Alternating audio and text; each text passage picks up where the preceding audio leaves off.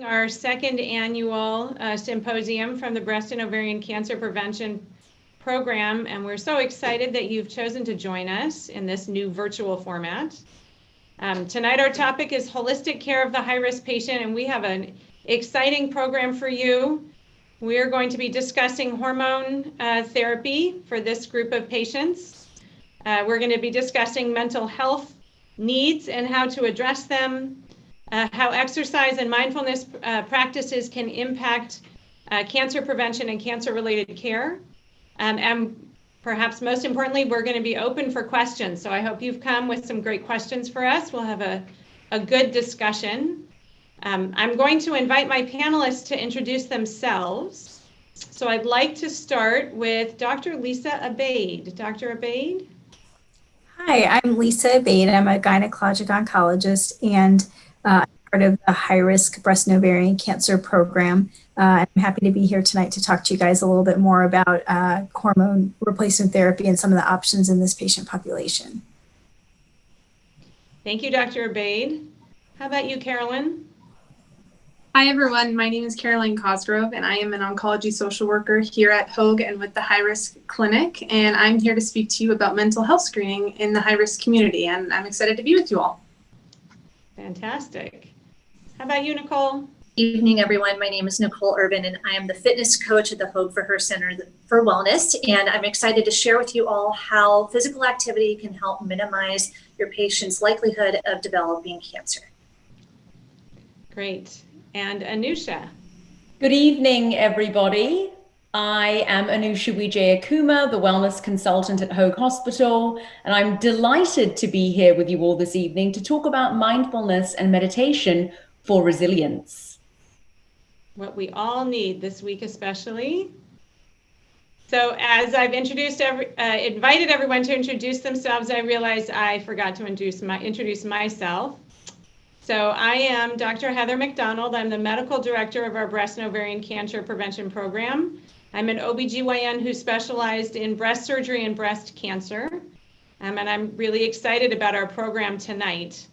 So having said that, I'm going to invite Dr. Abaid to kick us off and get us started.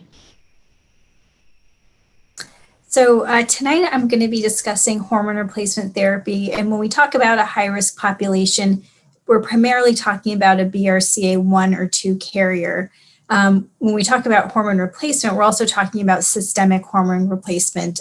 Using topical or vaginal estrogen has been shown to be safe in really almost all circumstances with a few rare exceptions. So when we talk about hormones, unless I clarify, I'm talking about systemic therapy. And it's really applicable for this population because by definition, a lot of these women are going through surgeries at a young age or premenopausal age. They can be significantly impacted by the early loss of estrogen.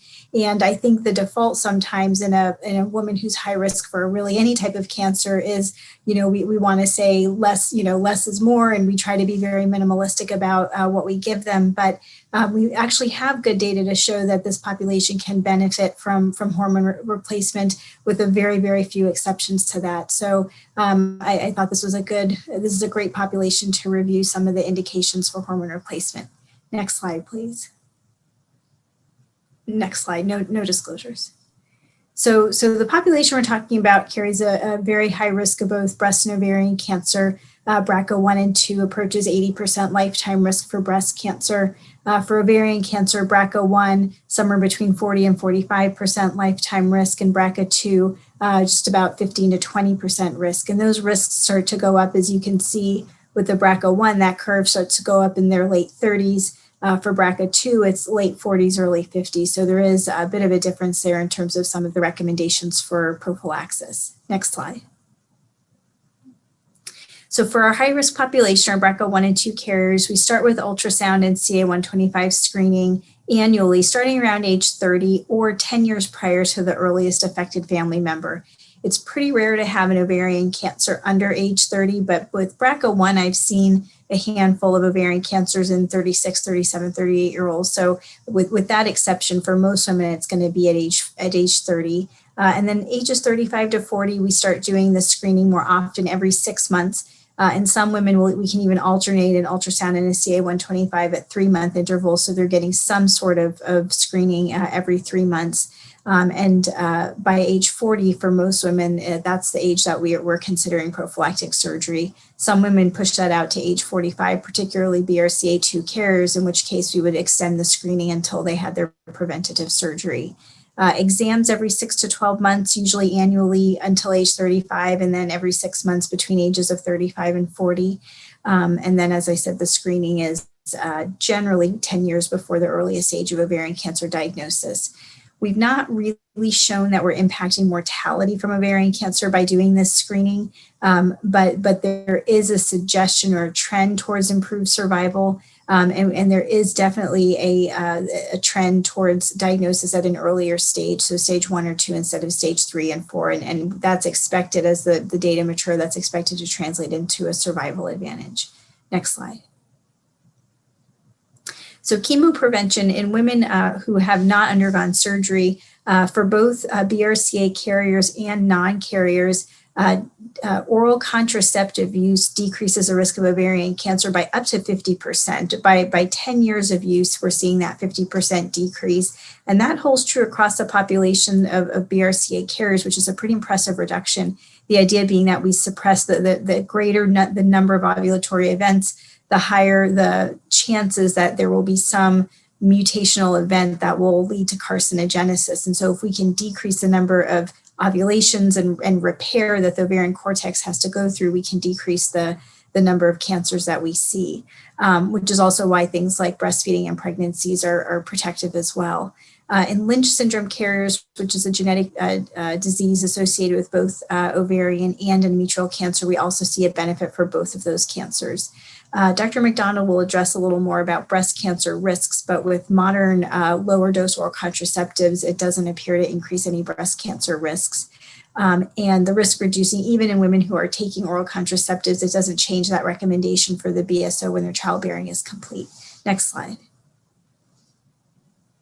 And then surgical prevention, of course, is risk-reducing removal of the tube and ovary. We remove the entire tube and ovary and actually take about a 3-centimeter margin on the IP ligament or the blood supply. We perform peritoneal washings and a thorough inspection of the abdomen and pelvis. BRCA1 carriers have a higher risk of a high-grade form of endometrial cancer called papillary serous endometrial cancer, which can, sort of looks and acts like ovarian cancer. The overall risk of that uterine cancer is not significantly increased, but if they get uterine cancer, it is more likely to be one of these high-grade or aggressive forms. So we do have that discussion about hysterectomy for BRCA1 carriers. Next slide, please. Surgery, prophylactic surgery is highly protective. For mastectomy, it decreases the risk of breast cancer by more than 90%. Oophorectomy decreases breast cancer risk by up to 68%, and that decrease is primarily seen in the BRCA2 population, which is more likely to have a hormone-associated breast cancer compared with BRCA1 carriers who are more likely to have a triple negative breast cancer. So we do see that protective effect across both populations, but more pronounced in BRCA2 carriers. Oophorectomy is about 96% protective. So there's about a 2 to 4% risk of something called peritoneal cancer, which is considered to be a form of ovarian cancer. And so we can't take that risk away completely, but we still vastly reduce it by taking the ovaries out. Next slide. The timing of surgery is recommended earlier for BRCA1 carriers because, as you remember, that curve started to go up about 5 to 10 years before BRCA2. 2 to 3% risk of ovarian cancer between the ages of 35 and 40. And so the recommendation is that when childbearing is complete, that we go ahead and take the ovaries out. So if I have a 37-year-old who has 2 kids and doesn't want any more children, I would go ahead and take their ovaries out. There's not a benefit to waiting until 40, and we do find some cancers in women in that age range. BRCA2, I've never seen an ovarian cancer under age 40 in a BRCA2 carrier. The majority are going to be between the ages of by age 45 or over.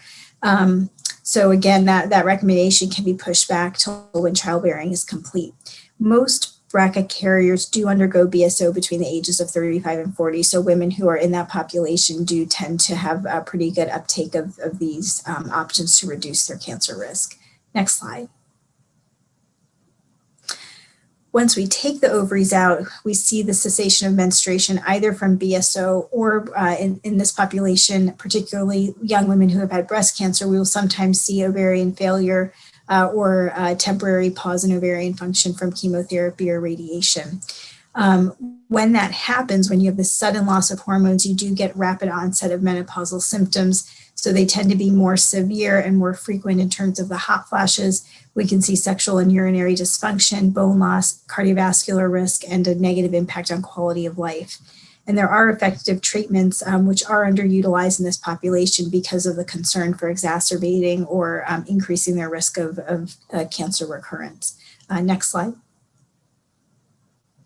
So this is a little bit off topic, but I thought I'd mention it. There was a really nice review article in the G1 Oncology Journal from SGO talking about hormone therapy in women who have previously undergone treatment for gynecologic cancers. And so I thought I'd briefly review for endometrial cancer, even though most of them are hormone sensitive, for women who have had stage 1 or 2 endometrial cancer, there's no increase in their risk of recurrence with hormone replacement. And about a quarter of these women are premenopausal, so they do benefit from hormone replacement.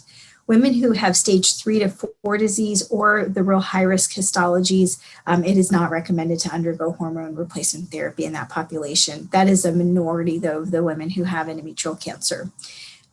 Cervical cancer, almost half are diagnosed in premenopausal women. It's not hormonally mediated. There's no change in survival by giving hormone replacement therapy, so it is recommended in that population. And just remember, even though some of these women have had cessation of menses because of radiation therapy for a large, bulky cancer, they still have an endometrium. And so if we give them estrogen, they do need progesterone to protect the lining of the uterus. Next slide. For women who have ovarian, fallopian tube, or peritoneal cancers, which are all sort of on a continuum, there are multiple studies that support the safety of estrogen replacement therapy for these women. The majority of their cancers are estrogen and progesterone receptor negative, so it doesn't appear to worsen histology. However, there are some less common forms of ovarian cancer that are estrogen receptor positive, like low-grade tumors and endometrioid tumors. So in that population, we do tend to avoid estrogen. Borderline tumors, which are more common in young women and are not usually necessary to remove both ovaries, but if it were necessary, it looks like hormone replacement therapy is safe in that population as well. Next slide, please. For genetic mutation carriers, BRCA carriers who have not had a personal breast cancer history, we do see an improvement in quality of life and an increase in life expectancy by maintaining their estrogen. In some women who, like BRCA2 carriers, who we don't think are at higher risk for uterine cancer, if they've completed their families, we do consider taking the uterus out so that we can give them estrogen alone without the progesterone, which may be a little bit safer than the combination. BRCA carriers who have had a personal breast cancer history that's been estrogen receptor positive, in general, we avoid systemic hormone replacement therapy. There are some exceptions if it's been, more than 5 years, if it was very, very early, if they had negative lymph nodes, there may be some scenarios where we consider it, but in general, that's one of the populations that it's not recommended. In women who have estrogen receptor negative carriers, it is still possible to use systemic therapy safely, but there are some cases that we worry about. If they've not undergone a prophylactic mastectomy, we may worry about a recurrence or a new cancer that's estrogen sensitive. So again, one of those populations, you just have to use you have to tailor it to the patient. In Lynch carriers, hormone replacement therapy is safe. Interestingly, the PLCO trial showed a reduced risk of colorectal cancer associated with hormone replacement therapy, which I don't really understand the biologic sort of plausibility behind that. However, it is an association that's been described in several studies, and so it's certainly safe. I don't know that I would recommend it as a way to reduce colorectal cancer incidence, but it's certainly not going to increase it. Next slide.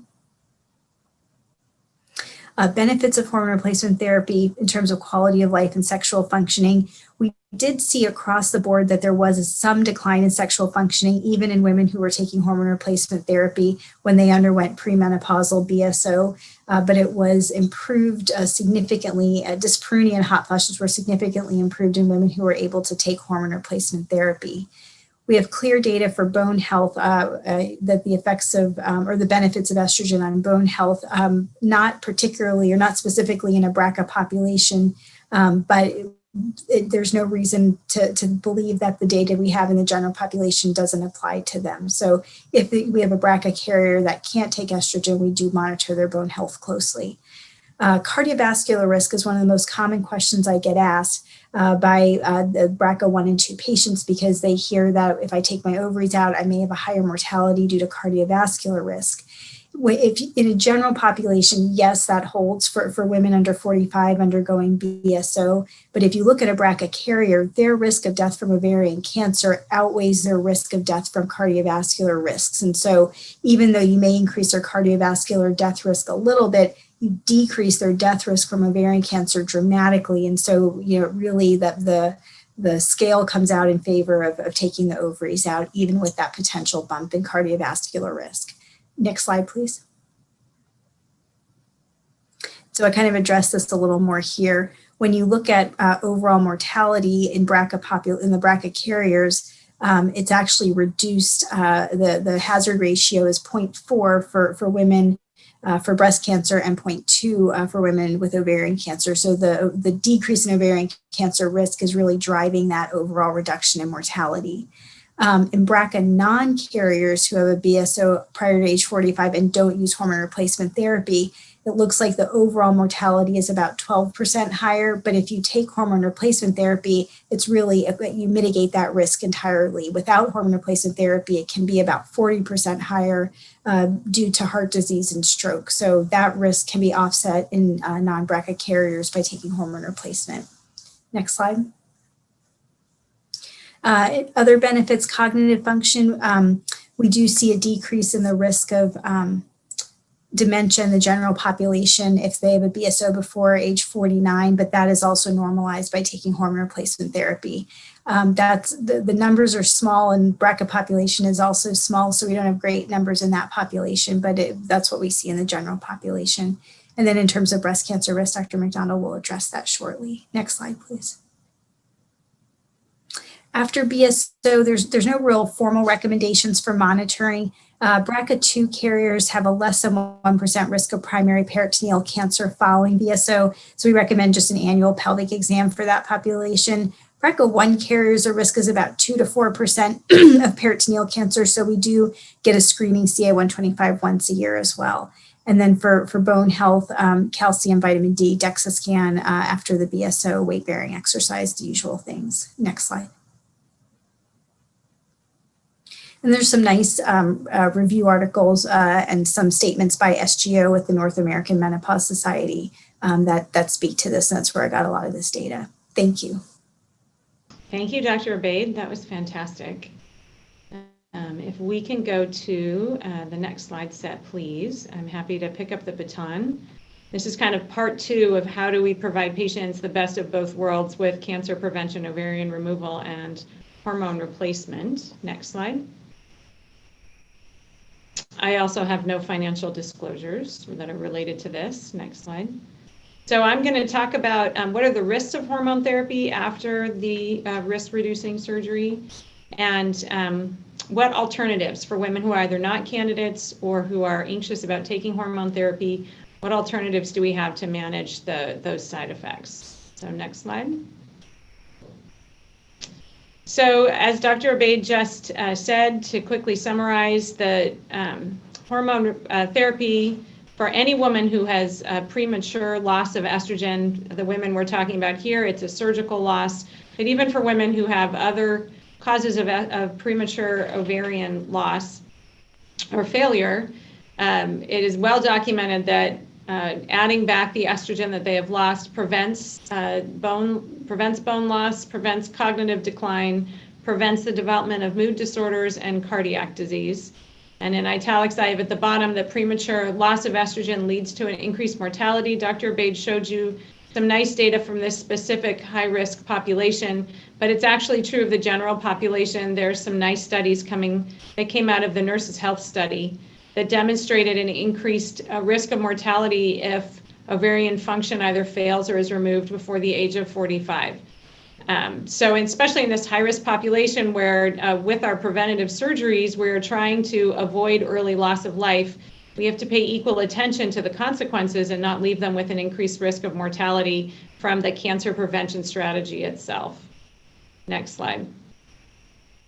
However, there are risks of hormone therapy, and our patients often come in from Dr. Google and headlines and their neighbor asking us about these. So for combination hormone replacement therapy, there is an increased risk of thromboembolic disorders, all of them. So DVTs, pulmonary embolism, stroke. I'm going to spend particular time talking about breast cancer. I have a question mark next to cardiovascular disease. It's a fascinating story that's a little more complicated that we'll dig into. And then outside of these, potentially fatal illnesses, there are other less fatal but equally impactful on quality of life issues. A woman who has migraines that were sensitive to fluctuating hormones, this may recur. A woman who has fibroids, they can grow. And a woman who has endometriosis, her pain can recur. Next slide. So what I'm showing you, and I hope this projects, this is the actual risks from the Women's Health Initiative. So this is the largest randomized controlled trial looking at hormone replacement and its risks. This is the one that came out as a national headline in the early 2000s and caused everyone to flush their hormones down the toilet. And you can see there's coronary heart disease, invasive breast cancer, stroke, and pulmonary embolism are in the top box. We're looking at the chart for combination hormone therapy. This was conjugated equine estrone plus medroxyprogesterone acetate. So a very particular delivery system and a very particular combination of medications. This was marketed as Prempro. And you can see that the risks are elevated for each one of those things. For the dark blue arm, which is the hormone arm, versus the green placebo arm. At the bottom red box is all-cause mortality. And you can see that for ages 60 and above, all-cause mortality was elevated in the hormone replacement therapy arm.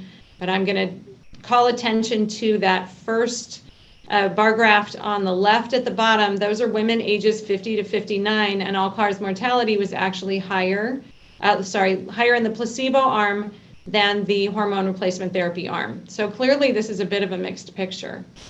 Next slide. When you look at the risks of estrogen alone, the risk of thromboembolic disease does not change. That is actually a risk of estrogen itself. Progestin has a very little contribution to that. This is where the breast cancer story gets kind of interesting. It's really mixed data about whether estrogen alone increases breast cancer risk.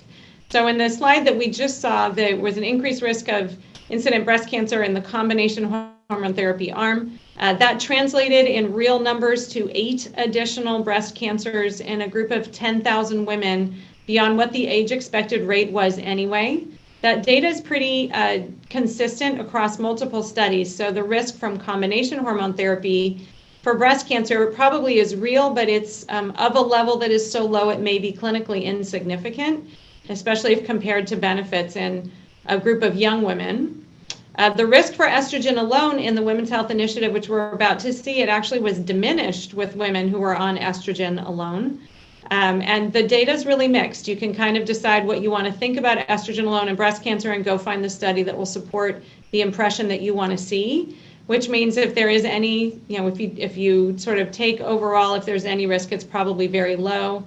There was a paper that just came out in the British Medical Journal a couple weeks ago that did demonstrate a very small increased risk of breast cancer from estrogen alone. But certainly the data is mixed and the risk is low enough that it's probably not significant. The risk of cardiovascular disease, this is really interesting and really probably depends on how the age of the woman and the length of time she's been without estrogen before the estrogen was started. So we know estrogen is a thromboembolic medication. It is a procoagulant. And so the theory is that if a woman starts estrogen either during or immediately after her menopause, she probably has not developed an extensive amount of cardiac disease for those small microclots to create an issue. The longer she is without estrogen, the more heart disease builds up. Then you start estrogen or an estrogen-containing medication. And those microclots become significant and you see an increased risk of cardiovascular disease and mortality from it.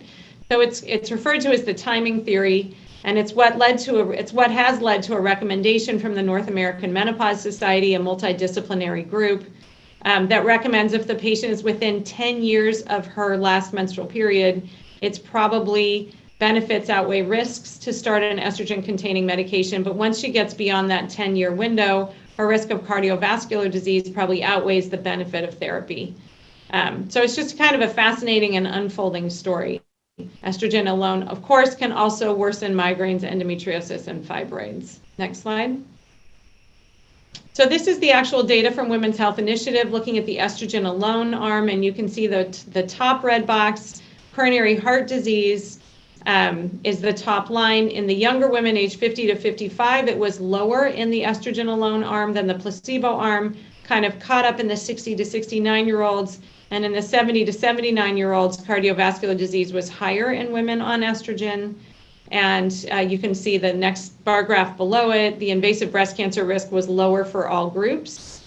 Highlighted again at the bottom is all-cause mortality, calling attention that left-hand side to the women ages 50 to 59. All-cause mortality was lower in the estrogen replacement group than placebo, and then that had flipped by the time the women were 70 to 79. Next slide. So having just gone through that data, I'm going to tell you it doesn't apply to what we're talking about tonight, which sounds a little odd. These women, the average age of women in this study were way older than the women that we're talking about. We're talking about women who are surgically losing their source of hormones between the ages of 35 and 45, and the average age of women in the Women's Health Initiative was probably 10 to 15 years or 15 to 20 years older than that. The reason that I show that data is it's really the only good randomized controlled data we have to look at. However, there have been cohort studies that have looked at younger women as well as our high-risk patients and have demonstrated that there really is, that the benefits outweigh the harms. Probably for some combination of what I've just described, with the cardiovascular disease being sort of a timing issue, and then this mixed picture around treating estrogen alone. Next slide. Okay, so let's talk a little bit about symptoms, and specifically I'm going to talk about what are our non-hormonal methods, because hopefully Dr. Abate and I have you convinced that it's worth considering adding back. I don't even call it hormone replacement therapy for these women. I just call it add back therapy.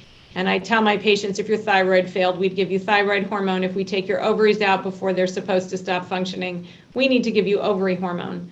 However, there are women for whom this is contraindicated due to other reasons, migraines, endometriosis, hormone-containing cancer, or even just a reluctance and a fear of using hormones. So what else can we use? So I'm going to split menopause into two groups. You have your early menopausal symptoms, the hot flushes or vasomotor symptoms, sleep disturbances, and mood, and this is really the trifecta.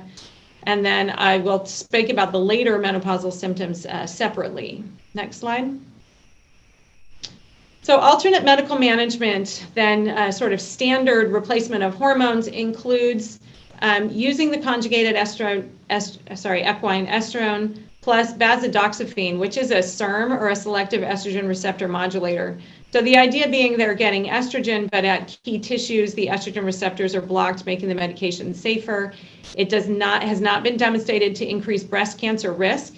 It has not been studied in breast cancer survivors, but for a woman who's concerned about breast cancer risk, this may be a nice option that still allows her to take estrogen.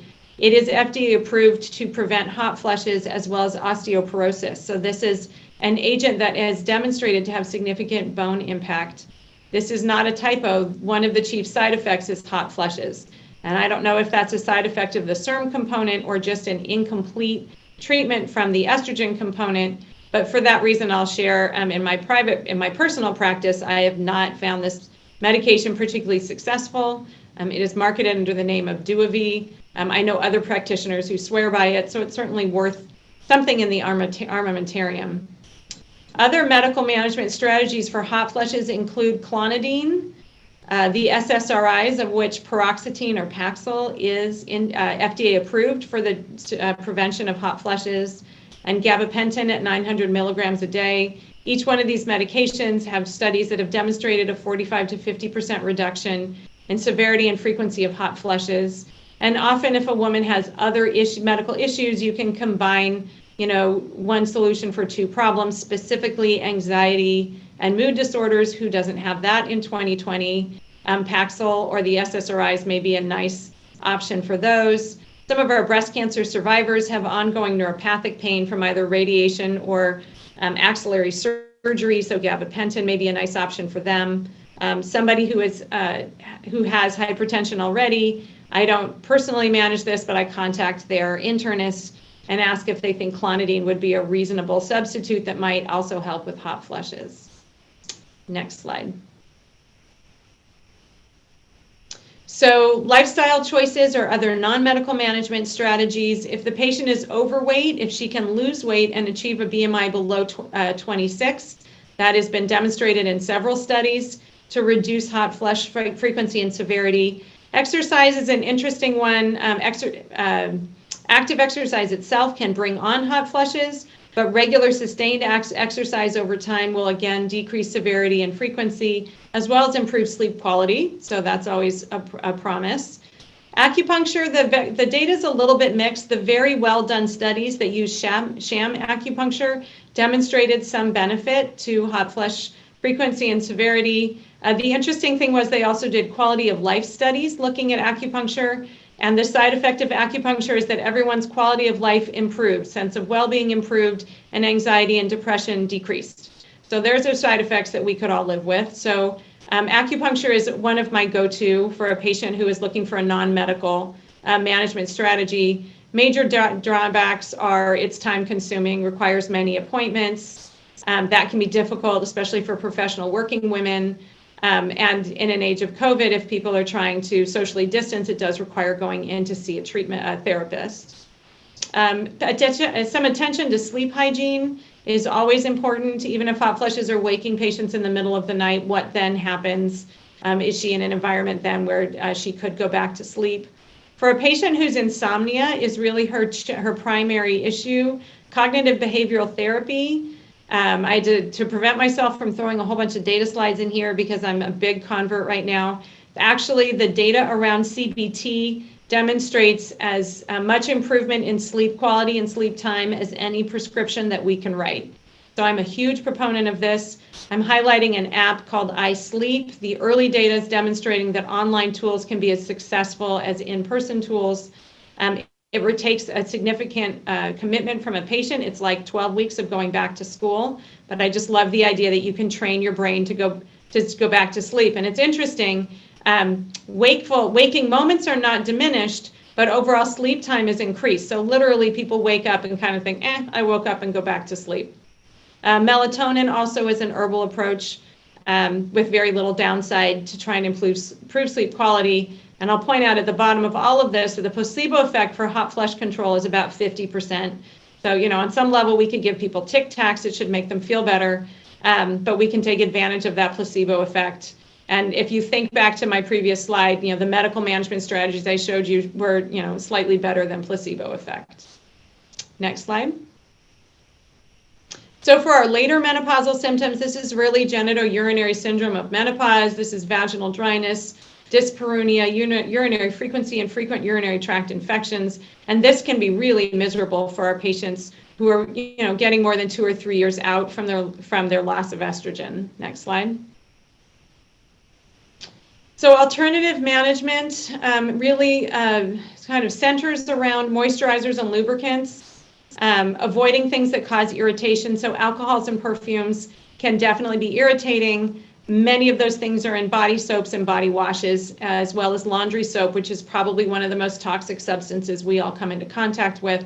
So some conversation with a patient about thinking about all the exposures that her pelvic floor comes across and trying to minimize those. Then moisturizers are used for maintenance. So this is used every 2 to 3 days, trying to mimic normal vaginal secretion pH, as well as create a hydrophilic barrier that continually secretes moisture to her vaginal tissues. And then lubricants used for intercourse, the KY jelly we all have in our offices are probably one of the worst choices because it's water-based, which works well for if you're having a pelvic exam and then you want it to go away. But that may not be what is required for sexual intercourse. So the silicone-based products last longer than the water-based products. Actually, some things in the kitchen can work well. Olive oil and coconut oil have patients who swear by these and really like sort of an organic approach. There is some suggestion about an increased risk of vaginal infection risk using these organic products, but that hasn't really been demonstrated in significant studies. And there's a product called Good Clean Love that is available on the internet that is a nice organic option. One thing to consider with patients, if they are relying on latex condoms, maybe at this age not for contraception, of course, but for protection from sexually transmitted infections, the lubricants can make those less effective, so she needs to be aware of that. Next slide. So lifestyle options, eliminate the irritants. For women with incontinence, that includes panty liners. So that sometimes it means addressing the cause of her incontinence. This really is a use it or lose it situation, so encourage sexual activity in whatever form she's comfortable with. This, like everything else, is worsened by smoking, so stop smoking. And then some thought to infection prevention, loose clothing, breathable undergarments, especially in this day of everybody walking around in yoga wear, or all of us who, do our exercise and then forget to take a shower for the next 3 hours. Some attention paid to good pelvic floor hygiene to prevent the chronic infections. Next slide. So that's all I have on alternatives to hormone replacement therapy and management of menopausal symptoms. I would like to invite Carolyn Cosgrove next to talk to us about the mental health needs of our high-risk patients. All right, so hi everyone. I'm here to speak with you about mental health screening in our high-risk patient community. Next slide. And I have no financial disclosures. Next slide. So this is the distress thermometer and problem list for patients that we provide to each patient when they come into clinic, and they complete this screening right before I come in to meet with them. And I'm going to go more in depth with this in my presentation. Next slide. So the benefits of the distress thermometer screening that we provide to patients, which is through the National Comprehensive Cancer Network, it obviously detects patients in distress, but it also improves our patients' distress management. So addressing, different life stressors that are causing them distress, giving them the ability to address those issues and finding ways to manage them is crucial. It's also been found to improve health outcomes. So, preventing emotional problems for patients from becoming more severe or taking over their life. And it also decreases the chances of patients developing severe anxiety and depression. And it increases the self-care for patients, whether that be implementing new coping mechanisms or therapeutic interventions into their daily life. Next slide. So the practical problems that I address with patients and through the screening are issues related to, childcare, housing, food, insurance problems, or financial concerns, and transportation. So the main reason we address these are to really focus on if any of these areas are causing stress within the patient's life and providing resources to them to alleviate that stress and improve their quality of life. So oftentimes patients don't even know that there's resources out there for housing or food, especially in 2020 with unemployment. So giving them the ability to have those options available to them. The other area we address is treatment decisions. And this is pretty significant in our clinic. Oftentimes patients, meet with Dr. Abate or Dr. McDonald about their decision regarding surgery or not. And I really check in on their mental and emotional well-being with the decision, and if they do feel comfortable with the plan going forward, and really addressing any fears, concerns, or stress they have regarding that, and validating them, but letting them kind of vent about those concerns without coming from a place of judgment or giving them any type of opinion from my side. Next slide. So the family problems, and I think as we can all agree upon, any patient going through the high risk journey or through a cancer journey, it doesn't just affect the patient, it affects the entire family. So oftentimes I'm speaking with patients, whether it be about their spouse or their child or children, and any issues they may be having.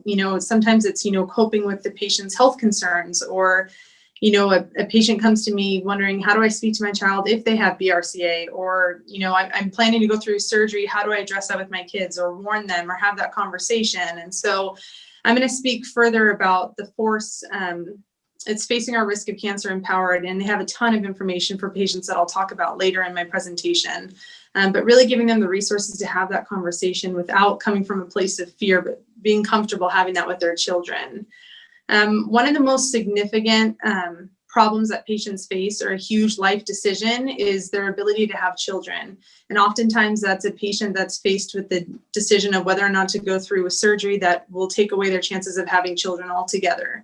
And it's very significant in our clinic, and it is a very unique grief and loss experience for the patient. And so giving the patient the ability to address that in clinic and really sit with that grief and loss is huge, because, you know, they go home from clinic and they're, you know, mom, or they're working full time, and they kind of brush it to the side, and then it can unravel later on. So really addressing that and, you know, giving them that therapeutic time to really sit with that grief and loss. We also address, you know, family health issues. So, you know, we have patients and families that come into our clinic that I don't just see that patient, but, you know, their mom's another one of our patients, or their sister is also BRCA positive. And so heartbreaking as it is to see BRCA run so positive, or other genetic mutations in families, it's also beautiful that they have their own extra layer of support with each other, but also kind of talking about that experience with them. Next slide. So the emotional problems, I'm really screening for, you know, depression. So if patients, you know, have been feeling down or irritable, a loss of interest in their usual activities, an increase or decrease in sleep, you know, a change in appetite. And sometimes the depression is related to their, you know, high risk finding, or it could be just different things going on with life, especially in 2020 and everything that's going on in the world. It's become more common seeing that in patients. Their fears and worries about the future. So, you know, if a patient made the decision they're going to hold off on surgery for, you know, a couple of years, it's, you know, they're concerned about, okay, I held off, but now I'm only going off of surveillance screenings, or, you know, what is my risk going to be in the years while I wait for surgery, and really giving them the chance to let out those fears and worries and validating them. And their ability to have children, like I just spoke about previously, is a huge part of, you know, their concerns, and they're definitely validated. And their nervousness and sadness about their health, both in the present and in the future. Next slide. So the physical problems, you know, we address appearance issues, breathing, nausea, mobility, sexual health, which is pretty significant in our clinic. And so I think, as we can all agree, all of these issues, but especially when a patient's experiencing any type of physical pain, it can detrimentally affect their quality of life. And for instance, they're unable to enjoy activities they once did, whether it was by themselves or with family, which then causes them to become socially isolated, which would definitely impact their mental and emotional health, which heightens them for anxiety and depression. So it's really focusing on any of these areas that are causing them issues and addressing them. And so I really want to focus on the interdisciplinary approach and how that is so crucial, especially with our clinic. Because if a patient mentions to me, like, hey, I've been having a lot of pain, you know, back pain or this, I can speak with, you know, Dr. Abate or Dr. McDonald and like, hey, this patient's having issues, can you address that? Or sexual health, we have a wonderful sexual health and therapist here with our clinic, Danielle Dawson, that I refer out to a ton of times. And it's that ability to really address the patient from the whole person care approach is crucial. Next slide. So the risk factors of distress that we really focus on are, you know, a lack of social support, any type of family conflict the patient may be experiencing, living alone, you know, they're younger in age, they find out that they're high risk in their 20s or 30s. They have young children at home. They have, you know, substance use disorders, or a history of anxiety or depression, or a diagnosis of depression or anxiety. And the top three that I really was, you know, the lack of support. And I think within the cancer journey, whether it's high risk or they've been diagnosed, support is so huge. No one can go through this alone. And it's really providing them that extra layer, whether it be here at the clinic, but also at home, or, you know, a support group. We really want to focus on that. Next slide. So the symptoms of distress that we really try to be aware of are, you know, anxiety and panic. The patient has a preoccupied thoughts of illness or death, fear, worry, or helplessness, whether it be about the present or looking to the future, treatment decision concerns, and if they're really okay with the decision that they've made, and questioning the purpose and or meaning of life. And of course, when a patient is constantly talking about these things, you have to be aware of, you know, how in depth are these concerns for them. But I also want to focus on that, you know, feeling sad or distressed or anxious is completely normal, and it's expected throughout the high risk cancer journey. It would be not normal if the patient was happy about what they were experiencing, but really coming from a place of validation and normalizing their fears and helping them work through those. Next slide.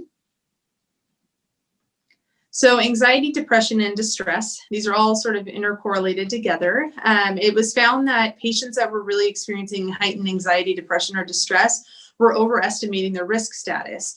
So I've actually spoken with plenty of women in our clinic who have told me, like, I was freaking out before I came to my appointment. I thought I was going to be, diagnosed with breast cancer, diagnosed with ovarian cancer. And after speaking with Dr. Abate or Dr. McDonald, I had no idea my risk status was so much lower. And so they come into our appointments freaking out, and rightfully so. And I think it's alleviating them of that stress and fear. Patients also have been found to have, they think that they have a lower perception of control of their cancer, not knowing that there's other options rather than just right away choosing the risk-reducing surgery, but there's also surveillance screenings that are available. Patients also interpreting their genetic risk based on personal family experience. So if they had a mom or a sister that's been diagnosed with breast cancer and gone through chemo, gone through radiation, they automatically think, hey, that's my chances of getting it, or I'm going to be stage 2 or stage 3, when in fact, there's options available to reduce that risk completely. Also, our patients that have a high risk finding at a young age. And so this is often women in their 20s who are, looking to the future and their lifetime risk. And it really makes them look at life and what's important and, looking to, I want to start a family or I want to get married, and addressing that with them. And it's important to address and manage these fears early on to, make sure that they don't unravel or take over the person's life. Next slide. So how do we reduce anxiety, depression, and distress here in the clinic and just in life in general?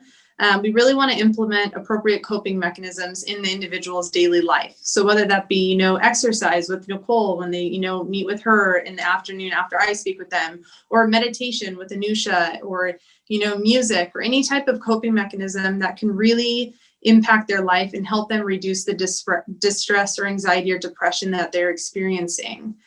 Giving them the knowledge and education of their cancer risk. So obviously after they speak with the physicians, they gain a lot more knowledge about it. And oftentimes patients say, learning more about it helped alleviate my distress, or I was able to really feel calm after that.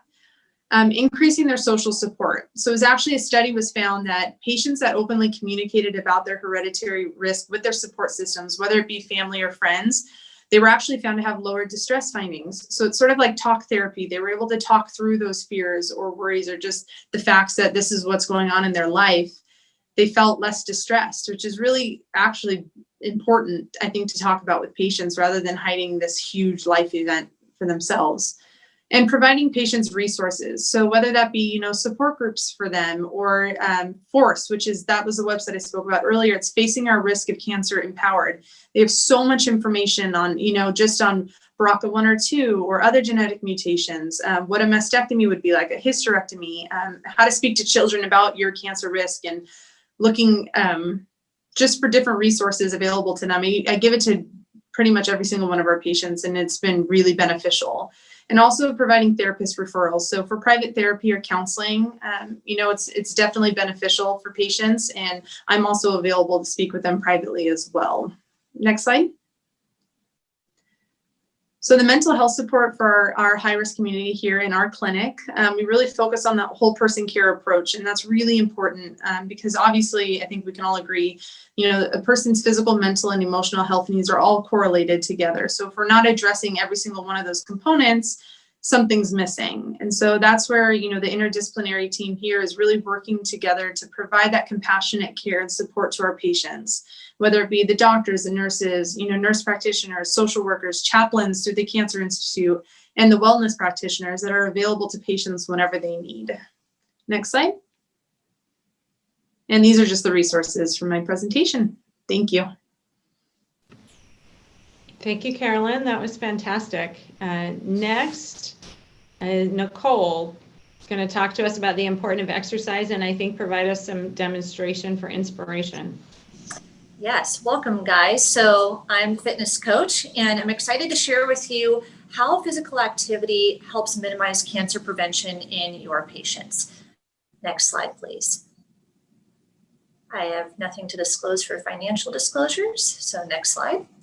So reasons to be active. A lot of people think of reasons to be active with fitness and that they want to get back into their favorite pair of pants, or they're trying to get a 6-pack for summer. But what a lot of people don't realize is that there are reasons to be active for cancer reduction risk. So studies have shown that breast cancer occurrence actually saw a 30 to 40% risk reduction when they had regular physical activity. I'll get into what regular physical activity is in terms of guidelines on an upcoming slide.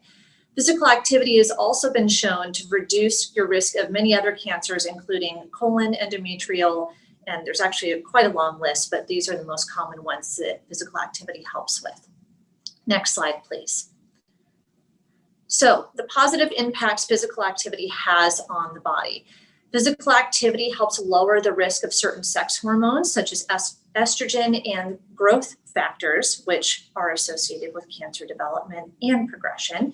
It can also help minimize insulin levels in your blood. So this can also lead to cancer development and progression. Exercise also reduces inflammation and improves immune system function. And the most obvious thing that most people understand physical activity to help with is reducing your risk of obesity.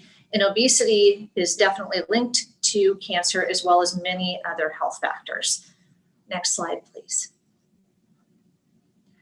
So one question I get a lot is how much physical activity do you need to do in order to help minimize this occurrence of cancer happening? The CDC suggests 150 minutes of moderate intensity per week, or you can do 75 minutes of vigorous activity. To break it down simply, if you wanted to do 5 days a week of a 30-minute walk, that would fulfill the 150 minutes. Strength training is also advised at least 2 times per week. And a lot of people think to do strength training, you have to have dumbbells or have access to a gym that has barbells or weighted equipment. And this is not the case. I have a lot of clients right now I'm actually personally training from their homes over Zoom or FaceTime. And I have them using household items as their pseudo dumbbells so that they don't have to go out and buy new equipment if they don't want to. So things could be water bottles or canned goods if we're looking for lighter weight items for either certain activities or for someone who doesn't have a lot of strength to start off with. We can also advance to heavier items. So let's say they have a jug of water or even a laundry detergent bottle as something with a little more weighted resistance that they can use for those strength training exercises. I also encourage clients if they want to do a hybrid of go on a walk and get a little weight-bearing exercise in, they can hold lightweight dumbbells or those water bottles or canned goods I was talking about to help get a little weight-bearing component in, as well as get some of the cardiovascular in as well. At the end of my presentation, I am going to show you guys some common exercises that I show my clients to help not only get them active, but help keep them safe during their day-to-day life when they're doing common activities. Next slide, please. Patient education. So it's important that we share everything I've just covered with you so far to our patients because a lot of people actually aren't hitting the CDC recommendation for activity. They went through a 5-year study and showed that 45% of Americans were actually not hitting both the cardiovascular and the strength training guidelines. Some of the participants were hitting one of the two, but a mere 23% were actually accomplishing both. So you educating your patients is extremely important to help minimize their risk factors. Next slide, please. So, how to be active. There's a lot of great ways to be active, but it's always recommended that your patient be cleared by their physician to do physical activity due to other extenuating health circumstances that may be going on in their life. Once they're clear, we have a wide array of options of things to do, which is nice because I always want to recommend what I feel is best for the client that they're going to enjoy. Yes, we need to make sure they're hitting those guidelines, but if they enjoy the activity they're doing, they're going to be more likely to do it and stick with it, which is the whole point. I want this to be a realistic lifestyle change rather than something they're just being told to do that they're going to reluctantly do on their own. So seated exercises are an option, and I can go over some of those with you shortly. Balance exercises are really important, not only for our elderly population, but for any age range. So if you accidentally maybe misstep off a curb, you'll be able to catch yourself and hopefully not fall to the ground. This is also important for little things like if you're trying to put your shoes on, if you want to balance on one foot and not have to rest up against a wall or a chair. Working out with a fitness coach such as myself is another great option because I can customize a perfect workout routine for this client so that way we're checking all the boxes for everything they're needing to work on and wanting to work on. Doing socially distant group classes is also another great option, or I've had a ton of clients who are doing virtual classes as well to stay safe. People have that fun sense of camaraderie when they're working out with other people and they know they're all working towards the same fun goal. Maybe there's fun music involved. It just tends to make things a little more enjoyable for most of my clients. And then there's plenty of other options like going out for a walk or gardening or biking, just getting out and being in nature. And of course, with times like now being socially distant, but you can still enjoy getting the fresh air, getting your vitamin D, and doing something that's going to help benefit yourself. Some people like dancing around their house. Get creative with it. Do something that you're going to enjoy to help get you moving and reap the benefits of lessening your likelihood of developing cancer. So I'm, for the next section, going to show you a few options of safe exercises that clients can do at home that require very little equipment, if anything at all. I'm going to scoot back into another chair here so you guys can see me a little bit better. So the first exercise, we're going to talk about core engagement because using our core is really important for a wide array of things. Posture, balance, it actually helps improve digestion when we're sitting and standing up straight so we're not compressing all of our internal organs, as well as executing exercises in a safe manner by keeping our spine neutral. So usually what I have a client do is they either lie down on a mat comfortably with their legs bent, their feet flat on the floor, or for today's purpose, I'm going to be sitting back in my chair with my back completely flat up against the backrest. I'd encourage all of you to try this along with me if you'd like. So get comfortable in your chair that you're sitting in. And we're going to put our hands on our stomach. And we're going to forcefully say the word hut. And you should feel your abs tense for a split second, and then they'll probably relax. What I teach with my clients is we want to try and hold that contraction for as long as we can while still being able to breathe and carry on with the conversation normally. What we're working when we do this is our transverse abdominis, which I like to call the internal corset. So it kind of helps hold everything in and keeps everything in nice alignment, such as your spine. When we're working the transverse abdominis, it actually helps take some of the load off our low back muscles, which more often than not, with most people I see, are working on overtime, and we need to give them a break and have these guys in the front doing more of the work. So right now, as I was just talking about all this with you, I actually had my transverse abdominis on, and that's the goal, is you should be able to multitask, talk with someone, maybe every time you're at a red light, see if you can engage your core and be able to breathe at the same time. Many people have a hard time breathing as they do this, so I encourage them to maybe sing along with the song or have a conversation with someone to make sure that they're still breathing and still feeling that contraction active. This is important because as we do things like squats, deadlifts we actually do all the time to lift up a bag of groceries off the ground or a piece of luggage. We actually are doing a deadlift, and this is important so that we don't round in our spine. So I'm going to show you from the side here what I see a lot. People tend to lift with their back. So they round at their spine, they're curving over, they go to lift something up. That is a surefire way to want to throw out your low back. And with everyone's low backs being tight, especially sitting more, this is no good. So for a client that I'm trying to teach this to that's not familiar with keeping a neutral spine, I encourage them to get a stick. So whether you have a broomstick, a Swiffer stick, a hockey stick, something that's not going to manipulate easily, we put it along their back. So it should have 3 points of contact along their head, their shoulder blades, and their tailbone at all times. So if I have my feet shoulder width distance apart and I go to lower down to pick up that bag of groceries, let's say, my spine is going to stay neutral. And I'm going to have all 3 points of contact during that whole range of motion. This is very important to help keep everything safe. So that way, when I go to safely lift, I'm going to emphasize through my heels, lift with my bigger muscle groups being my legs and my glutes, rather than using all my tiny guys into my lower back. Another exercise I like to cover with people is squats, but people get a little uneasy. Oh, am I doing my squats right? So this is where we have a chair. And the chair is a really great tool that we can use to help make sure that our squats are being executed safely. So I always recommend make sure you have a sturdy chair that's not going to roll or slide away easily. If you even want to use your couch, that's fine too. I have the client situate their feet about 6 inches away from the chair they're getting ready to sit down into. We activate our core, just like we talked about a second ago. And I'm going to do my hip hinge. So it's important to stick the hips back first, rather than just jutting the knees forward first. This is going to allow us to help keep our body weight in a safe position, being my heels. So as I'm lowering down, I can actually gently wiggle my toes as I safely lower myself into my chair, keeping all my joints in alignment. So ankles in line with knees are in alignment. They're not doing what I call the funky chicken, where they kind of bow in left and right. And then as I come up out of my chair, I'm going to emphasize through the heels again and contract my glutes as I rise back up to the top.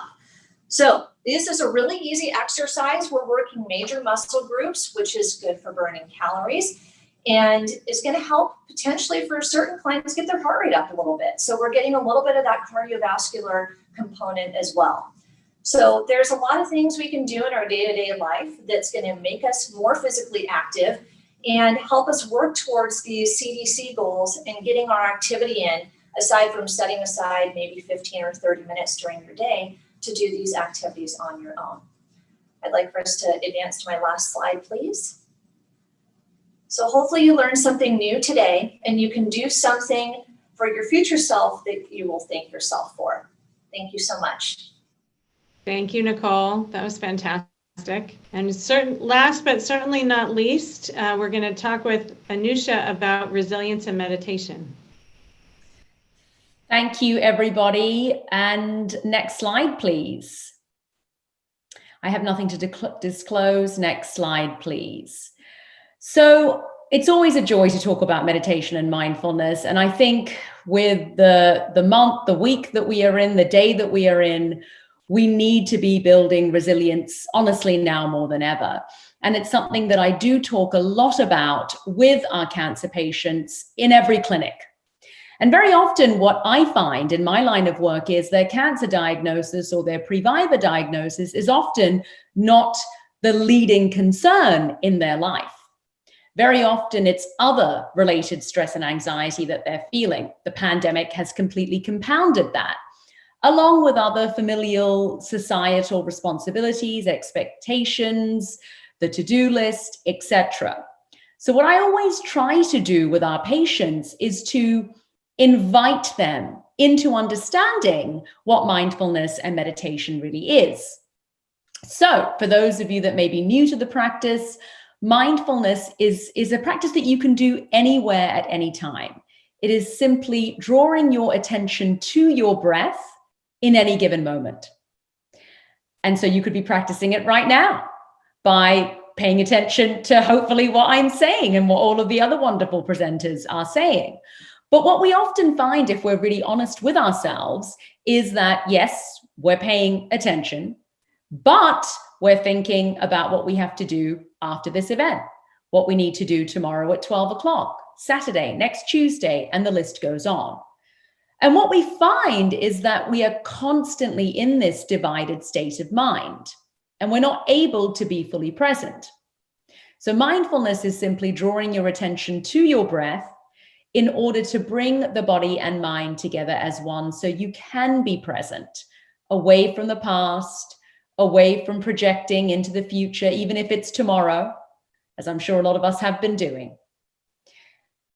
So that's pretty much mindfulness in a nutshell. You can practice it through your breath. You can practice it anywhere at any time. And research has proven that it really does help us to stay present, which alleviates stress physically, mentally, and emotionally. And I want to share, I love sharing a good quote. And I want to share a quote by one of my favorite authors on mindfulness, Thich Nhat Hanh. I invite you to take a photo of this slide. And he has a fantastic book called No Mud, No Lotus, which is a wonderful introduction, very simplistic introduction into what mindfulness is all about. And he says, when you breathe in, you bring yourself together, body and mind. You become one. And that's exactly what happens when we take a deep inhale. And when we take a deep exhale, which we'll get a chance to do shortly, And I know myself, I'm particularly looking forward to taking many breaths and leading you all in this practice today. But we are really enabled through our breath to bring the body and mind together as one. And I can't stress the importance of this simplistic practice in really revolutionizing your life. Moving away from, the tape, we all have one that just plays whatever it might be, that habitual internal negative narrative that we all have, or we're projecting often negatively into the future. So by training our mind to become fully aware in the present, we are able to alleviate a lot of our suffering, both internally and externally. Next slide, please. So this is quite a fitting meme, I think, again, for what's happening. I mean, just this whole year, 2020 in general. So here we have the zebra, the stripes are becoming unraveled, and they, is it stress?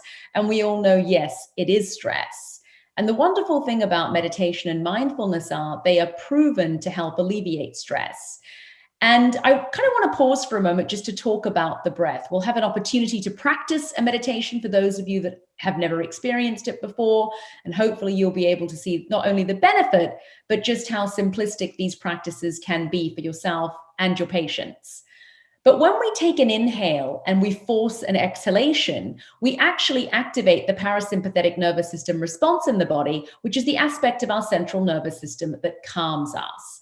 And it's that simple. It's taking that inhale and forcing that exhale. And when we force the exhalation, we actually activate the vagus nerve, which is the longest nerve as part of the autonomic nervous system, begins at the medulla oblongata and ends in the colon. And it interfaces with our heart, our digestive tract, our lungs. And when we take that inhale and force that exhale, we are enabled to start lowering the heart rate, lowering our blood pressure, and helping to basically alleviate those elevated levels of cortisol in our bloodstream that are known to cause hypertension, lower immune function, lower life expectancy, weight gain, depression, heart disease, stroke, the list goes on. Next slide, please. So that's, in a nutshell, mindfulness, meditation, the power of the breath. And to me, the breath is everything. It is our anchor. It is what keeps us anchored through these changing tides of life. And if we really, take a look at 2020 with everything that's unfolded, we need to be focusing on our breath now more than ever. And we need to be engaging in meditation and mindfulness practices because they will give us greater resilience. And that just isn't, in the workplace or necessarily with our physical health. It manifests in every single aspect of our lives. I've never in my life met anybody that has had negative experiences from committing to a meditation practice. And that can't be said for a lot of things. So what I want to invite you all to do, hopefully empower, encourage you all to do, is to adopt a daily meditation practice. And all it takes is just 5 minutes. I'm the firm proponent of 5 minutes.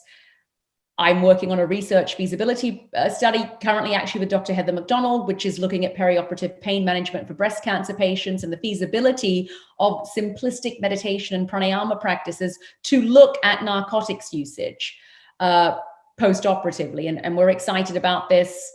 We just kind of began this year, but we're already anecdotally seeing very positive results. And we're introducing meditation to people that do not either have never meditated or don't have a consistent practice.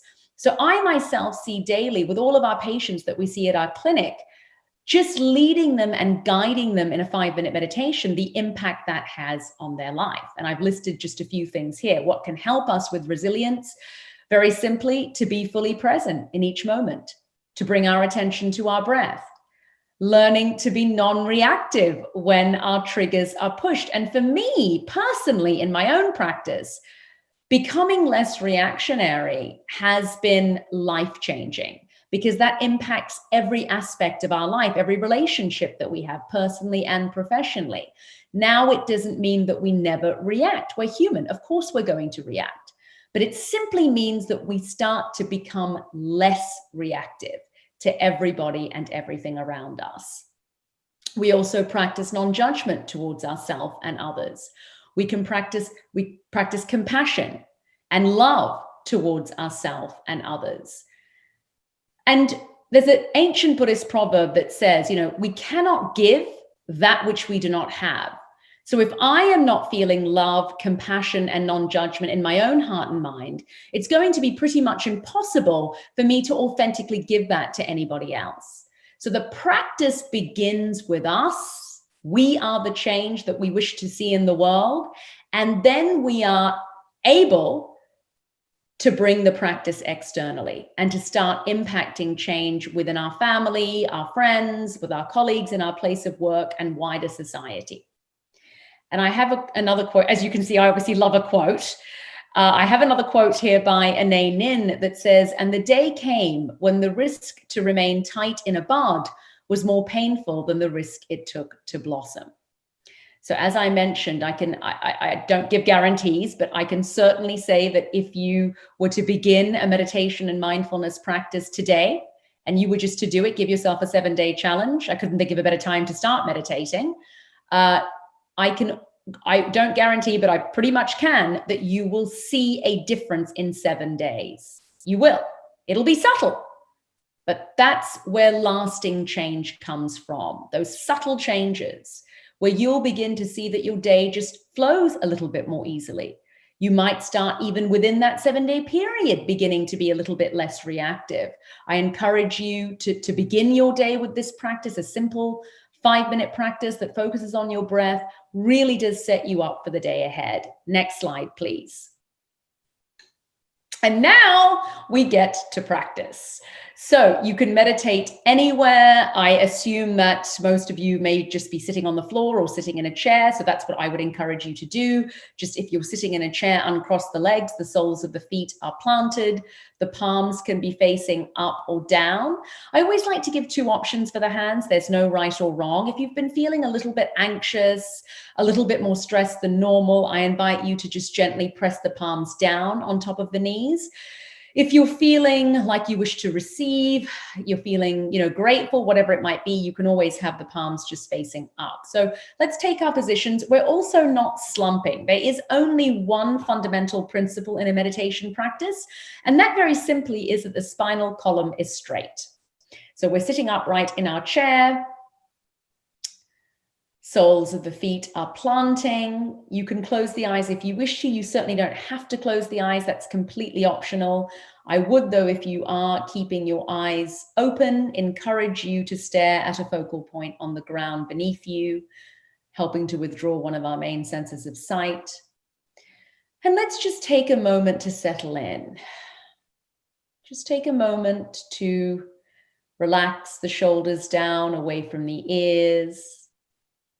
Relax and release the muscles in the face, any tension in the neck, the jaw area, releasing the point between the eyebrows, releasing the tongue from the hard palate of the roof of the mouth. And we're going to begin with 3 deep inhales and 3 deep exhales. So exhale all of the air out of the lungs. And then begin the inhalation through the nose. And then a loud, audible exhale through the mouth. So really sigh that air out. Let's do that 2 more times. Deep inhalation through the nose. And a loud, audible exhale through the mouth. 1 more time, your deepest inhalation yet. And really sigh that air out. As I mentioned, that is what activates that parasympathetic nervous system response in the body, that aspect of our central nervous system that calms us as we move away from fight or flight to the more rest and digestive response. And just return to your normal rhythm and pattern of breathing, allowing the mind to settle into that place of stillness and quiet within. letting go of your daily worries, your cares, your concerns.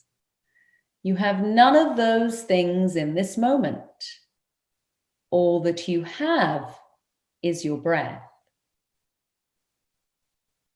If thoughts are coming into the mind, that is completely fine and normal.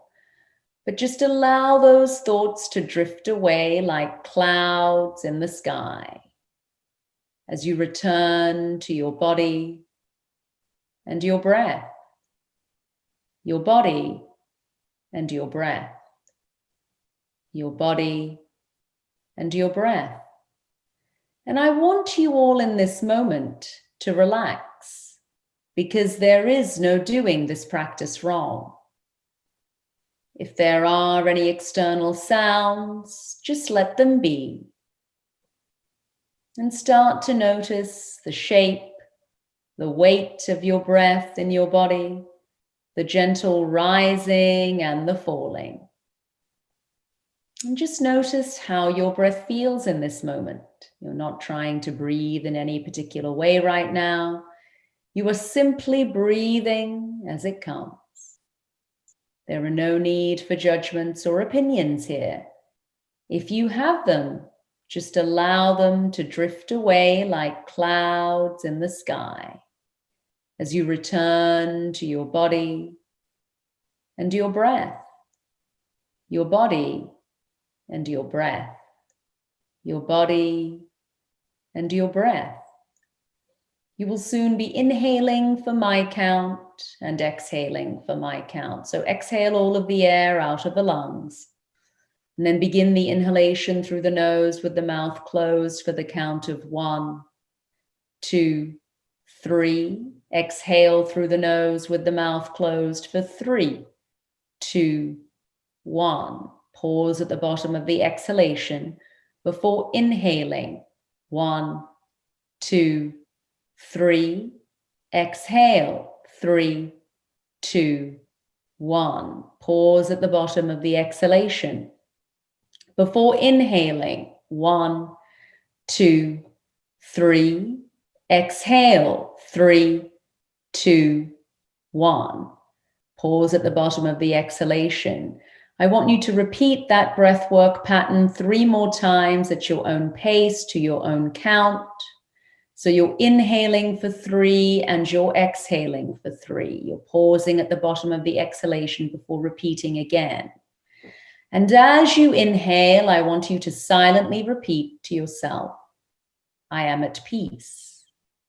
And as you exhale, I want you to silently repeat to yourself, all is well in my world. I am at peace on the inhalation. All is well in my world on the exhalation. And as you inhale, really allow yourself to feel a sense of peace washing over you in this moment. And as you exhale, really allow yourself to feel that all is well in your world, regardless of your external situation or circumstance.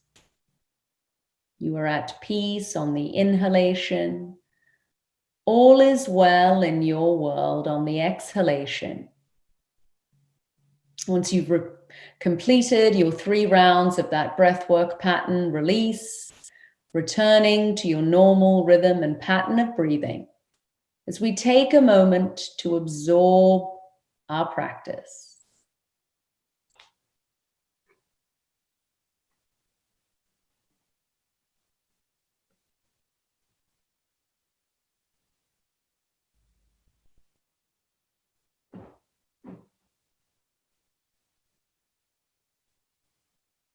Slowly start to bring your consciousness, your awareness back to the physical body, back to your surroundings as you gently start to bring some movement back into the body, perhaps gently shaking the head from right to left, wiggling the toes, the fingers, feeling the weight of your legs on the chair, the weight of your arms on your legs, the weight of your head on your neck as you slowly and gently blink the eyes open, returning to your surroundings. So that's one of my favorite practices. It's very easy to do. You may not even remember everything that I've said, but just counting your breath, pausing on the exhalation is very deeply restorative for the body. So a wonderful practice to do if you're feeling more stressed or anxious or at the end of your day. Also very beneficial if you have sleep issues. And now I will hand back to Dr. McDonald. Thank you, Anusha. I'm so fortunate that I get to do these events with Anusha and do these guided meditations with her. Definitely one of the big perks of my role. So I know we're over time, and I apologize. I thank everyone who's stayed with us. I'm going to invite my panel to come back up, and we'll do a few questions. If you have questions, please list them in the chat box for us. We have a few that we've seen. That we'll start with. We'll go for a few more minutes. Because I do realize we're over time, but we've had some great questions. So Carolyn, I'm going to start with you. Carolyn, when you have a patient in distress, what do you recommend as an approach? First, I think coming from a place of compassion, giving them a chance in their distress moment to really air out all their fears or concerns that they have. I really think giving them that ability to vent and just being that listening ear rather than quick to give a judgment or an opinion would be probably first and foremost. Thank you.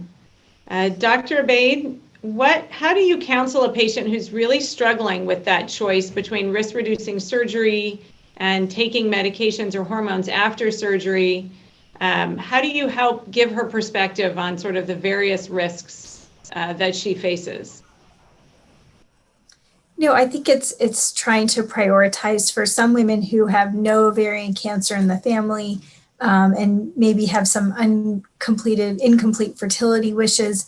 We probably push things off a little bit and push the surgery down the road a little bit longer and continue with surveillance for women who have seen, family members go through ovarian cancer and have, and the fear from a quality of life standpoint, if there's a lot of anxiety or nervousness about it, those are women who I feel like benefit more from an earlier surgery and are willing to work with us in terms of figuring out the right hormonal regimen to keep them comfortable and to maintain their quality of life. But it's really individualized as to the level of anxiety or concern, because we know we're not great at screening for ovarian cancer or finding little tiny early cancers. And so it's just looking at the patient, their family history, and how those fit together along with their fertility wishes to decide on the timing. It's very individualized. So can you describe a little, what is the process that we use to identify what is that right hormonal regimen? So obviously it depends if they have a uterus or not in terms of whether it's estrogen alone or estrogen plus progesterone. For women in their 30s, we tend to give a higher dose of estrogen replacement versus women in their early 40s versus women in their late 40s. A lot of women ask, is there a blood test I can do so you know exactly the right level of estrogen to give me? And it seems like a very logical question, but unfortunately there's a lot of fluctuation both in individual's hormone levels throughout the day, and also what that individual needs to make them feel comfortable. And so I tell my patients really following their symptoms is the way to know. It takes about a week from surgery to know, to have all the natural estrogen leave the body. So by a week after surgery, if they're feeling pretty normal, that's a good sign that we're doing well with that dose. If by week after surgery, they're starting to experience some hot flashes, things like vaginal dryness are going to be months down the road, but hot flashes are probably the best indicator initially that we need to do something more. Rarely does somebody have breast tenderness and someone who has their native breast tissue. Breast tenderness is usually the sign that they might be on too much estrogen and we need to back off on it. So I'll add to that. One of the things we like about our approach for these post-surgical women is to use the estrogen patches.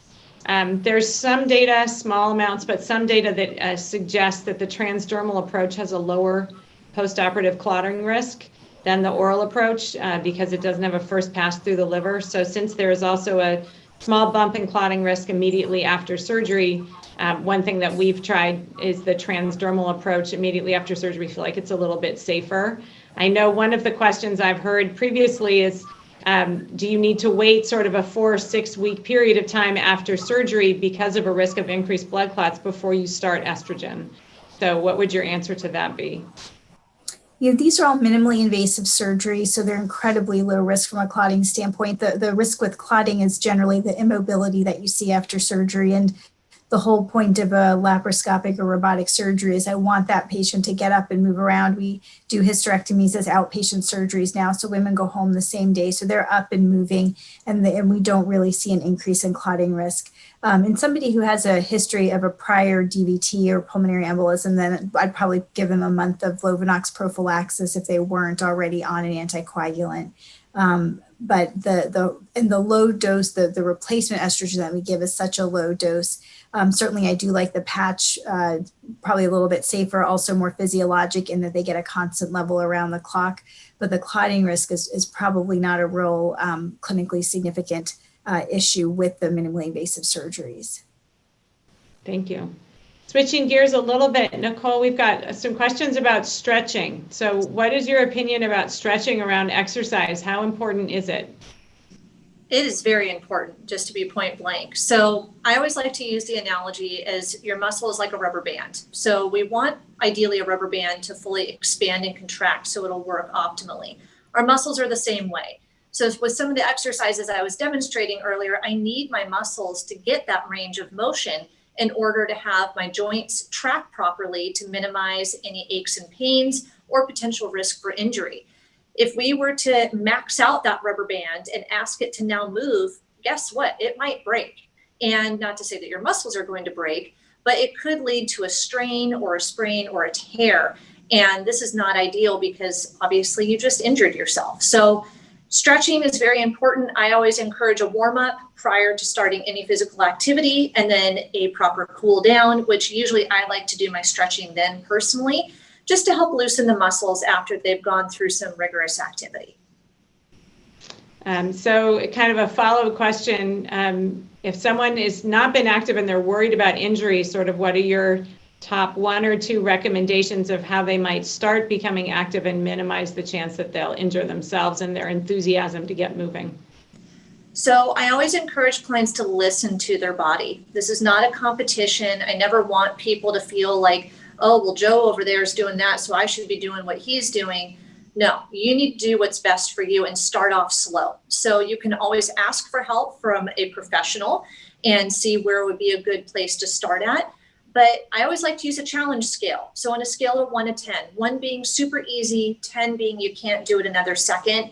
Ideally, I like for clients to be right at that number 6. So for example, if you were to be exercising, you should be able to still carry on with a conversation. You might be a little bit out of breath, but you should still be able to talk to me and answer any questions I'm asking you. So rate of exertion is what I like to do. I don't necessarily like to base it off, how much are you lifting or what your heart rate's at, because for everyone that's going to be different. So rate of exertion is a good place to be at, aiming for that number 6 on the scale of 1 to 10. Thank you. Yes. Next question's for Anusha. So Anusha, we recommended sort of 5 minutes of meditation a day, which doesn't sound like a lot of time at all, and yet at the same time, for some people, sounds really difficult to achieve. So I guess the question is, what is the benefit of 5 minutes? The benefit of very simply, 5 minutes doesn't sound like it's a lot, but to the point of the question, most people can't even find the time to do 5 minutes. So I always suggest to our patients, begin with 5 minutes, because if you were to say begin with 15 minutes, it's just not going to happen. And it's interesting because I have seen the impact that 5 minutes has on my patients and clients over the past 5 years. So 5 minutes does work. Very often what happens with people that adopt a 5-minute meditation practice is they then wish to stay for meditation, in meditation for longer periods of time, but it's not a necessity. The main goal of telling your patients to adopt a 5-minute practice is making it a routine part of their life, like brushing their teeth, like eating, like having a shower. It's just simply something that they do. The more that people do it, the more that they regularly and ideally daily, the more that they themselves will see the benefit of the practice. And with a long-term meditation practice, you realize it is a fundamental part of your life. I need it. I do it daily because I know I need it. And what I also say to patients is, if in the morning isn't feasible for you, find some point in your day to do it. Perhaps the evening is more relaxing for you. That's fine. You know, if you're really busy, what I've tended to do, especially if you have small children at home, is to actually do it in my car, to turn up early to work, to sit for 5 minutes, to do my practice, and then to go and do whatever I need to do. So arrive early to work. I mean, a lot of us are working at home now, but perhaps you're running an errand, or just to find 5 minutes in your day, whether it's at work, at home, in your car, to sit in a practice. And I highly also recommend the pranayama. Prana in Sanskrit means it's your life force, it's your chi, it's the breath. That works. And I see that working at Hoag Addiction in our acute rehabilitation unit, I see the impact of the breath versus just a guided visualization. So with your patients and with yourselves, if you're to focus on breath work, which is the practice that we just did, you yourself will immediately see, hopefully, a result or something, karma, and then you'll want to do the practice more. And like I said, 5 minutes works. If you can sit for longer, great, but it's not a necessity. So what if for some of our patients or some of ourselves who have young children, what if you can't sit still for more than 5 minutes without falling asleep? Is that a problem? You know, what I always say is, you know, anybody that's new to meditation always falls asleep. If we were in a group and I did it, there'd be people that went to sleep. And the way that I view it is there's no right or wrong.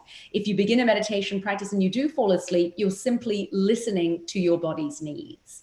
So there's no right or wrong. You know, you're allowing your body to go into a very deep state of rest. And actually in yoga philosophy, we call this yoga nidra, which is yogic sleep. So there are different kind of states of restoration that one can go to in a meditation practice. I will say, though, that the longer that you meditate, the more consistent your practice is, it actually energizes you. And there's different types of breath work that we have. So you'll find that if you begin a practice and you do it daily, especially in the morning, it actually sets you up for the day ahead, like a boost of caffeine would. So, you know, if you are sleeping in your meditation practice, that's absolutely fine. That just shows you that you're tired and you need to rest. But over a prolonged period of time, you will find that it does, in fact, energize you. Great, thank you. All right, so we've had a question about testosterone use. And what about, you know, Dr. Obaid and I have talked significantly about estrogen and then the role of progesterone, but we haven't mentioned testosterone. So Dr. Obaid, I'm going to tackle that, and then I'll ask you to chime in if you agree or disagree or have different thoughts. There actually is a woefully small research around testosterone in women's health. There is very, very little well-done research looking at the role of testosterone for women in middle age or postmenopausal women. Though the one clear indication is a very narrow role in sexual function to treat a very specific and particular sexual dysfunction disorder. It is popular and popularly requested for things like fatigue and low energy, concerns regarding muscle mass, and sort of general overall sexual interest. But the data really isn't there to support that use. That's not to say that there is no patient who may not feel a benefit from it. But if we're practicing strictly evidence-based medicine, the only indication that's proven for testosterone in women is a very narrow and specific sexual dysfunction disorder. So one approach to this is that all women should be screened for sexual dysfunction disorders, and if they're identified to have that, then that's the role for testosterone. But I think many of us have had patients who've actually come in requesting it because they feel an overall kind of lack of zest, lower energy, increase in fatigue. And I'm personally not averse to using testosterone, just with a long informed consent conversation regarding, we don't really know that this is benefiting you. It does have some drawbacks in terms of side effects and some adverse effects on lipid profiles and some concern around cardiovascular risk. And we have not the foggiest idea in the world how much is enough and what the safe levels are. Most of us And actually the recommendations are to follow blood levels for testosterone. We've mentioned we don't do that for estrogen and progesterone. The recommendations are to follow levels around testosterone to keep them within a normal postmenopausal range for women, but that is not based on evidence that is where its most efficacious level is. That's just a concern for safety. And my final comment is all the testosterone products we have are tested on men, are actually FDA approved for men, and I'm not aware that there are any that really have been tested on and FDA approved for women. So I don't know if you want to add anything to that, Dr. Abaid. I have nothing intelligent to add to that. I agree. So I will acknowledge I have several patients who are using estrogen and testosterone and have acknowledged that their fatigue levels and their sexual desire levels have recovered somewhat from the testosterone, but I couldn't possibly begin to say that there was a cause and effect there. I just believe in informed consent, and after informed consent, these patients wanted to try it. So thank you everybody for sticking with us. We are over time, but we really appreciate that our attendees have kept with us this evening as we've gone through this presentation. You can tell we all feel passionately about what we do, and we're eager to share our perspective and our knowledge and how we can be helpful for patients. We do have a final slide that has our contact information on it.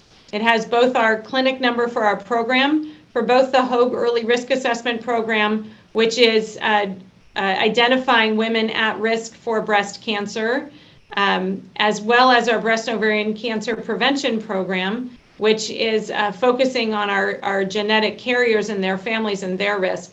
We have the same phone number. So this is the number for sort of all things breast and ovarian cancer risk at Hoag. This 949-764-7235 number. I will highlight, we have a fantastic nurse practitioner, Michelle Booth, who works with both of these programs. And so I invite anyone who has a patient where you're concerned about breast cancer risk, please contact our program, and we actually will help triage exactly which of these programs the patient would be best suited for. I also have my email address up there, which is simply my name @hoag.org. For anyone who has any questions or curbsides, either my email or our phone number, through which you can reach either Dr. Abaid or myself, as well as Michelle Booth. We're happy to answer questions, we're happy to answer curbsides, and we're happy to give advice on how to best assess the breast cancer risk of a patient that you're concerned about. So we appreciate the participation this evening of our audience. I would like to thank each one of our panelists, as well as our crew here in the communications office at Hoag, for all of the help this evening. And I hope everyone has an enjoyable and safe evening. Good night.